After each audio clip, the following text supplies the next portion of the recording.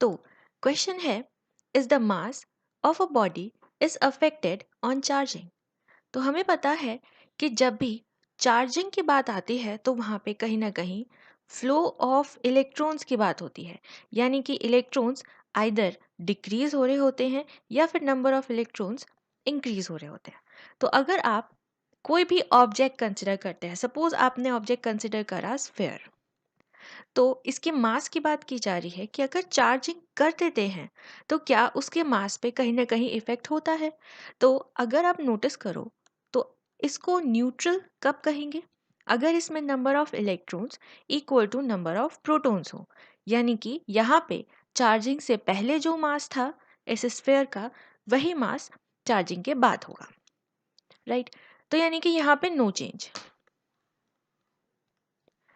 अब अगर आप नोटिस करो तो कहीं ना कहीं अगर नंबर ऑफ इलेक्ट्रॉन्स ज़्यादा हो गए नंबर ऑफ प्रोटॉन से तो यहाँ पे अफेक्ट पड़ेगा।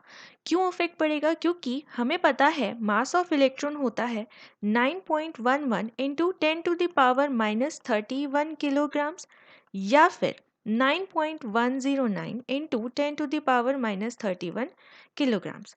तो क्योंकि इलेक्ट्रॉन के पास मास है, तो अगर यहाँ पे आप नोटिस करो तो यहाँ पे number of electrons is greater than number of protons.